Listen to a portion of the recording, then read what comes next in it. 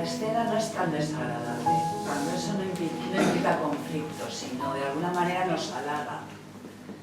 De alguna manera nos está poniendo también en un lugar especial y eso no nos puede confundir más. Hombre, que si nos confunde. Mira, muchas de las faltas de los grupos de curso de milagros tienen que ver con cuando nos enamoramos.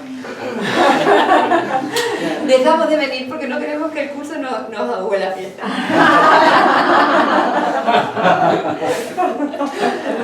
Sí, efectivamente. Es mucho más difícil pedir corrección cuando mi personaje, mi ego, se está sintiendo halagado y bien y contento y satisfecho, que cuando estoy en crisis profunda de sufrimiento, obviamente, pero realmente son dos formas aparentemente diferentes y opuestas de un mismo error. Claro.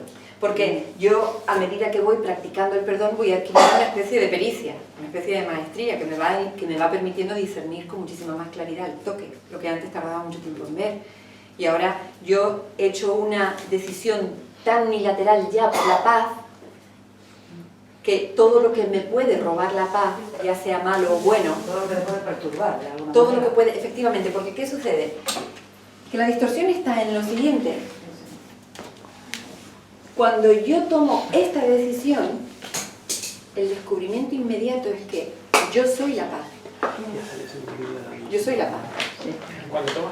Cuando yo tomo la decisión,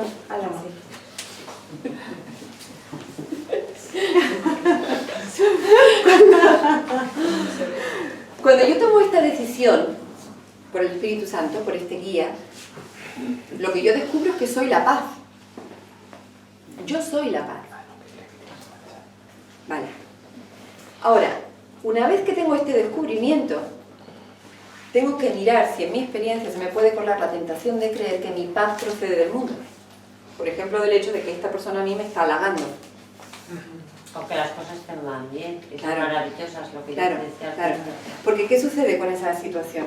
Que pertenece al mundo de la dualidad, por tanto es cambiante, es efímero. Y tarde o temprano va a trocarse en su opuesto, porque esa es la naturaleza de la dualidad. Entonces, si yo detecto que mi bienestar actual se debe a una condición externa, yo he de aplicar el perdón ahí, igualmente, por supuesto.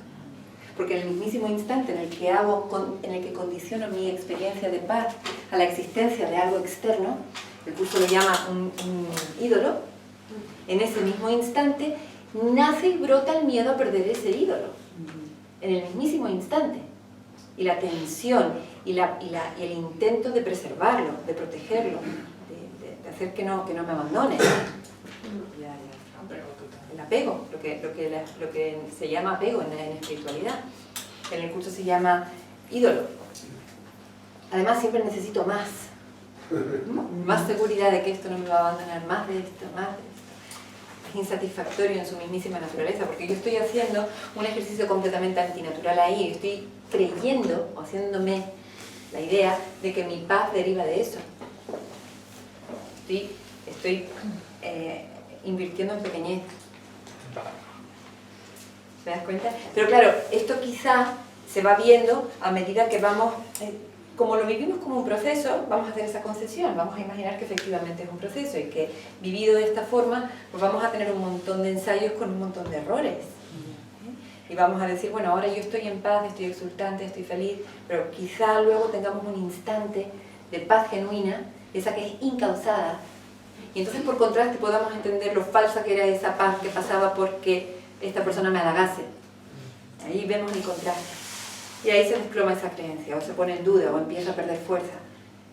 ¿Sabes? Por eso es por lo que esto parece requerir tiempo, porque se está produciendo un entrenamiento en el discernimiento.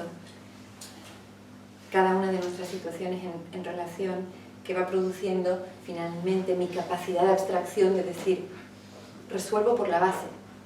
Ya no tengo que hacer perdones parciales, sino que yo estoy listo ya para aceptar la expiación, es decir, para comprender que yo no me he separado del amor.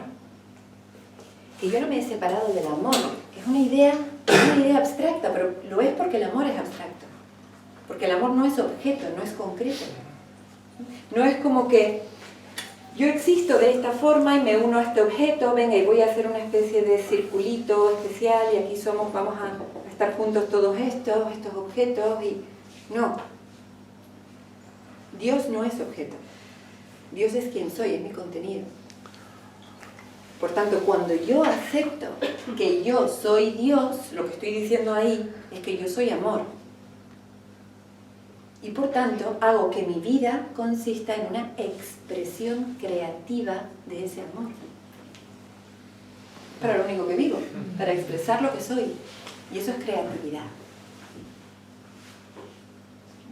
Y cada vez que detecto en mi experiencia, mientras continúo andando en el proceso del perdón, algo que frena mi expresión de amor, imagínate que de pronto yo estoy aquí y digo, aquí me he topado con un límite, esto no lo puedo amar. Aquí mi amor se topa con un límite. Esa es mi lección de perdón. Eso es todo lo que es. Y yo lo que pido es que esto no limite el avance irrefrenable de mi amor. Eso es lo que hacemos los perdonadores. Que nada pueda limitar la extensión de mi amor. Eso es perdonar. Esa es la pequeña dosis de buena voluntad. No se nos pide que no haya límites ahora. Eso no se nos está pidiendo. Ni se nos está pidiendo que nos evaluemos culpables porque nuestro amor aún tenga limitación. No. Se nos está pidiendo que estemos dispuestos a pedir